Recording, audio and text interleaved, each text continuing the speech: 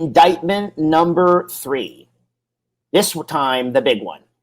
I think it's the granddaddy of all the indictments because the federal grand jury's indictment of Donald Trump, which happened just this past Tuesday. This is Thursday as I come to you. Actually, he's pled not guilty today in a Washington, D.C. court. This indictment is about democracy and the future of it. That's really what it's about. Yes, it's 4 criminal counts, including conspiracy to defraud and all of that. But we've seen in American politics so much corruption in our nation's history, right? So much chicanery, lies, deceit, all sorts of things have gone on that have constituted abuses of power from elected officials everywhere, including presidents, people who've cheated and lied and all of that stuff. But one thing that was put into our Constitution when it was formed less than 250 years ago, when they gathered in Philadelphia to kind of make a blueprint for what we now know as our self-governing experiment, the oldest democracy in the world, the oldest the world's ever known, was the idea, and you heard this through January 6th again and again. Thank you, Liz Cheney, for being such a voice of rectitude and morality and patriotism. The peaceful transfer of power. Ronald Reagan referred to it as a miracle that every 4 years, etched into the parchment known as the Constitution, which has been alive for all these years, 2.5 centuries, that every 4 years we go to the polls and we choose who will serve as our president. And the framers did not imagine that we would probably be in this place, but they worried that we might, right? I don't think they thought, oh God, this would happen. But it's such a staggering indictment that Donald Trump, this particular one, is dealing with because, okay, he's already been indicted for the hush money with Stormy Daniels in New York State, which also has federal charges attached to it. And then, of course, the Mar-a-Lago case under Espionage Act, which is huge. Not downplaying any of these things, although I do think that Alvin Bragg New York indictment is weak. I said that at the time. I mean, I broke it down for you guys, but I think we're in much more significant territory now and with Mar-a-Lago than that one. But this is the 3rd indictment in 4 months, and it gets to the crux of it all, right? The case is United States of America versus Donald Trump. And what's at stake is no less than the future of this country. Can the president of the United States, who then loses re-election, go ahead, lie about it, and then try to, through unlawful means, negate the will of the voters, overturn it? You would have thought we would never be dealing with this in our era. One thing we've been able to look forward to, Liz Cheney said this too, is that every 4 years we've had the peaceful transfer of power. This comes since George Washington, who voluntarily stepped down after 2 terms, and every president since. But what we've been seeing with Donald Trump and the legal fiascos that have followed and the woes that have enveloped him have been because this seems like something that you'd see with a junta or a coup or some kind of overthrow of government, not in the United States. Because Jack Smith, who brought this case, has said that Trump knowingly lied, committed fraud, conspiracy, right, to hold on to power. The indictment is 45 pages long. I urge you to read it. It's 4 counts. Okay? But specifically, Jack Smith got rid of the idea that Trump believed his claims of fraud. This whole idea that he is so aggrieved because he knows he won, ballots were harvested, and Atlanta, Philadelphia, Milwaukee all cheated him out of his election, blah, blah, blah, blah, blah. No, the indictment reads this in relation to this point. Quote, the defendant knew that they were false, it said, and made them anyway, being the charges. to, quote, create an intense national atmosphere of mistrust and anger and erode public faith in the administration of the election. This alleged conspiracy that the indictment lays out has been really well known since the Liz Cheney and her colleagues so proudly and nobly held the January 6th hearings, which we covered here comprehensively. Now they've been completed for 7 months now, but go back to the January 6th date itself. You watched it with your eyes. So unsealing this document, right? You go, oh, well, yeah, of course. But what the document also does is doesn't specifically indict him for January 6th. And by the way, from the outset, this is very important, says that Trump has the right, free speech, to lie about the election. He has the right to contest the election. Anybody does. But he doesn't have the right to use all the means possible, illegal means that is, to thwart the peaceful transfer of power. And the indictment, if you read it, it kind of reads like a spy thriller. And I don't say that with any glee, but that's where we are in this country. It really takes place and covers the events from the night of November 3rd, where the election wasn't officially called yet because of absentee ballots. And Trump came out that night famously and declared victory, which was a full authoritarian flex, by the way. Let's not forget that. The ballots were not counted, and he said, we won this, and started crowing about a victory he didn't achieve right then and there. But the indictment really looks at things between November 30th, 2020, and Inauguration Day, January 20th, 2021. That's really what the heart of the matter is. Jack Smith also does not charge anything relating to insurrection or seditious conspiracy. You remember that several of the Proud Boys and many of the people who have been convicted have faced charges of seditious conspiracy, some of the big planners of this, and that is a very high bar to have to prove under criminal law. I think Jack Smith knew that's tough. Was this a full-on seditious conspiracy? Well, it is in a political sense, right? We all look like, watch this, and January 6th committee referred charges to the Justice Department. It couldn't bring charges and said, yes, he incited an insurrection. Jack Smith stopped short of that because conspiracy to defraud is a way to cover it, and it's an easier bar to prove. Also, by not bringing up the term of insurrection or charging him under that, he would avoid any implications of politics, because if Trump had been convicted for inciting an insurrection, if that actually could be proven or had been the charge, he would be barred from seeking office. And a lot of people say, oh, well, why didn't Smith do it? Smith didn't do it because one of MAGA's great lies has been that this is all a political witch hunt. All they do is echo and ape their cult leader. And also, it's just harder to prove. So Jack Smith was very careful in what he carved out here. But in carving out these charges, right, and all of the ways in which Trump and 6 unindicted co-conspirators, we know that 5 of them, and they include that crazy lawyer Sidney Powell and Rudy Giuliani and acting assistant Attorney General Jeffrey Clark. In carving it out, Jack Smith's or the grand jury's indictment and what Smith has charged show why the framers did what they did. Because, when the framers were building a nation, just having fought a war against Great Britain, right? They had fought against centuries and really history, if you think about it, which was ruled by Kaisers and emperors and leaders and all sorts of kings, divine right of kings, where they only died and then their family would take over, right? Or coups happened and the military overthrew the government. There weren't peaceful transfers of power, not in the days of absolute monarchy.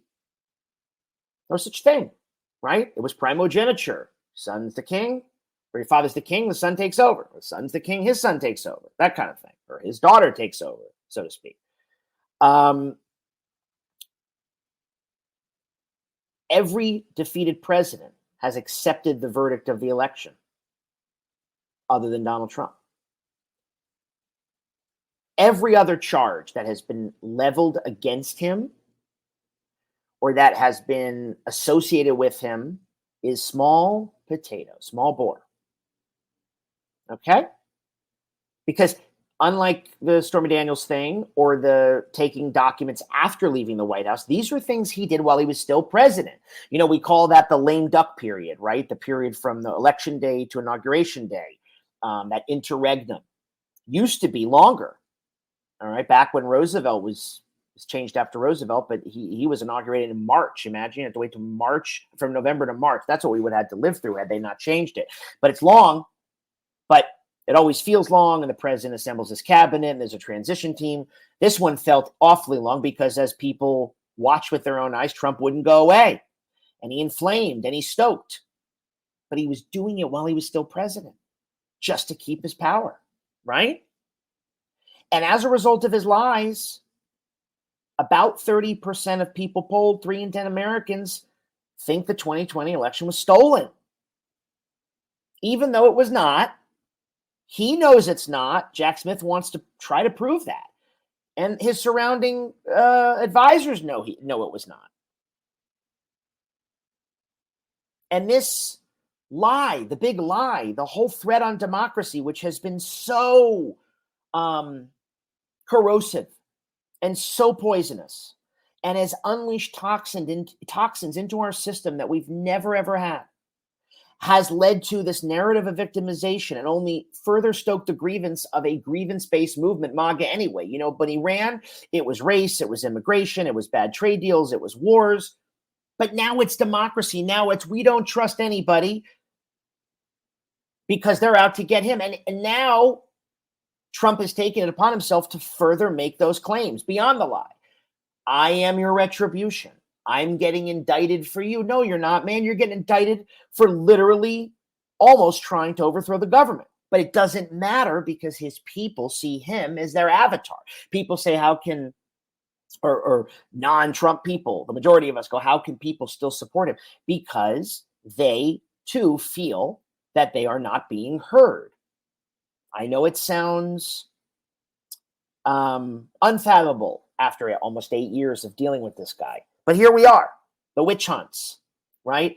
Everything's against him, the deep state. And Trump has been saying he's going to get indicted. He's been laying the groundwork, right? Tuesday afternoon, he came out on Truth Social and said, why didn't they do this 2.5 years ago? Why did they wait so long?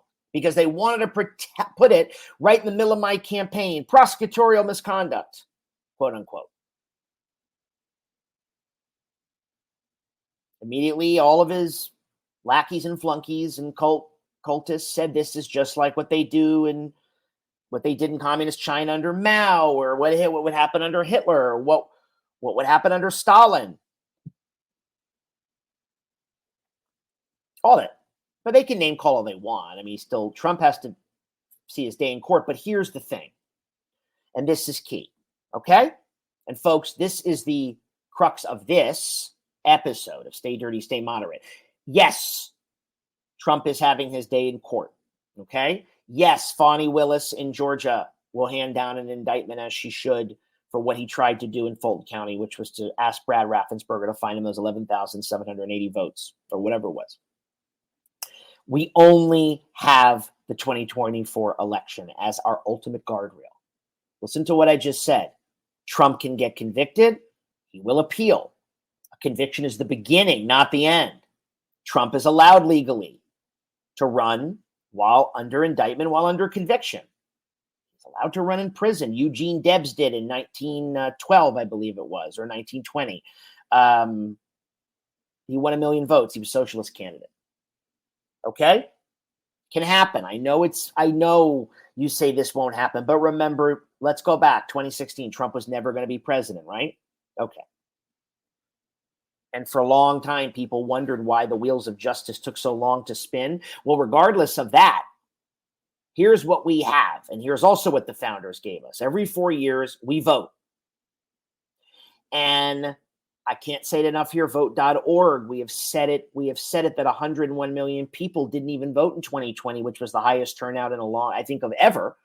So 2/3 of registered voters voted, but yet 101 million people didn't even bother. By the way, in the New York Times Siena poll that came out this week, not only is Trump trouncing everybody in Republican primary, I think he's trouncing DeSantis by like 37 points. He is neck and neck with Joe Biden. It's 43-43. 14% of voters said they're not voting for either one of them. And I've said that too. People don't want this match. They don't want a rematch. They don't want this whole shit show again. But that's where we are. And if you care about democracy, it's Joe Biden or bust.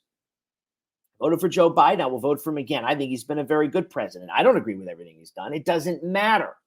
What the Trump era has done is made us or has taken our polarization to another level where if you don't agree with me, you're my enemy. No, your opponents are not your enemy. And yes, I think the worst of this comes from the right, but it does come from the far left. But the far left isn't trying to overthrow democracy. Okay? Joe Biden, who I'm going to vote for, disagreeing with him does not make me an enemy of the Democratic Party. Okay? And similarly, people who do not want Donald Trump to be their nominee in the Republican Party are not enemies of the state or of the GOP. But that's where we are. And the only guardrail we've got is this election. He may, we're going to have 4 trials. I don't know how they're going to turn out. I don't know, Jack Smith's pushing for a speedy trial. A lot of people want to see this happen before the election. We know the Alvin Bragg, New York one starts in March of 2024. We don't know. We know now, actually, we know the Eileen Cannon case, the Mar-a-Lago case is May of 2024. Okay. But we don't know what's going to happen. We don't know if there'll be further delays. There's all sorts of, as you know, ways to gum up the legal system. Okay? Now, the court of law is going to be difficult for Trump. He's going to face a D.C. jury on this latest indictment. He won 4% of the vote in 2020 there. Okay? He may try to delay. I mean, he's not going to face friendly jury. Now, on the other hand, the Mar-a-Lago case is Fort Pierce, Florida, a couple hours north and west of Miami. So it's very red.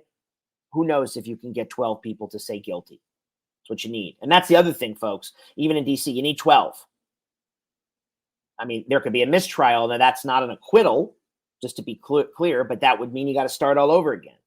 So, but the most essential facts of this case are not in contention, okay?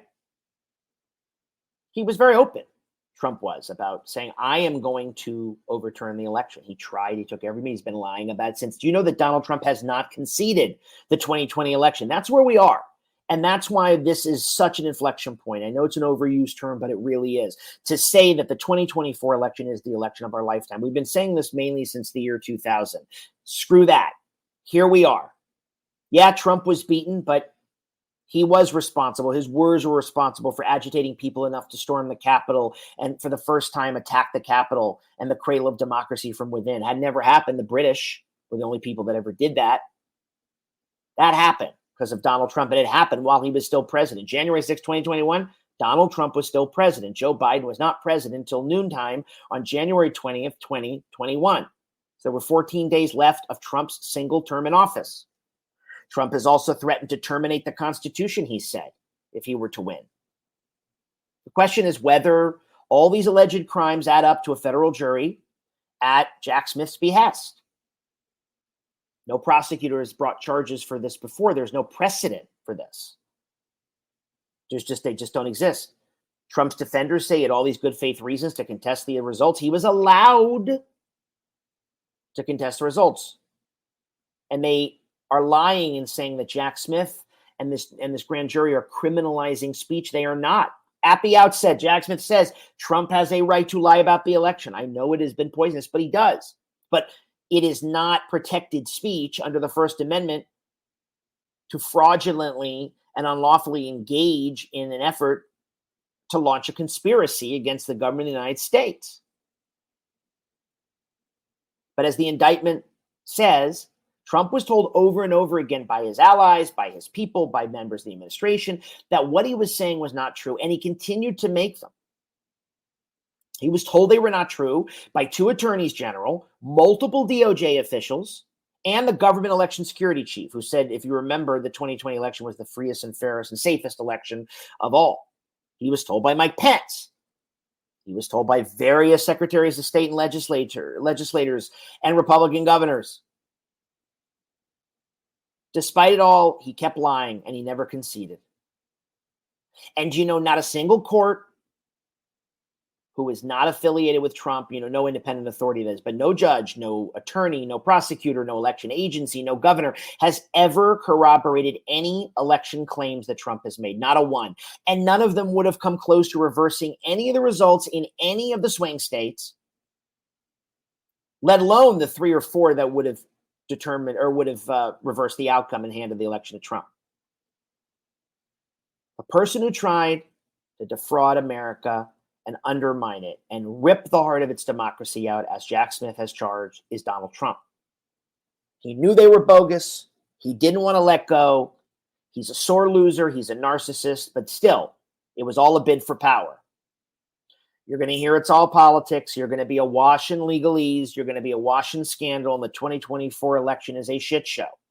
But the justice system is now doing its job. Many of you carped and crowed for a long time that was never going to happen. And Merrick Garland finally appointed Jack Smith. And you know what? It happened. This goes to the highest level of our government. Okay?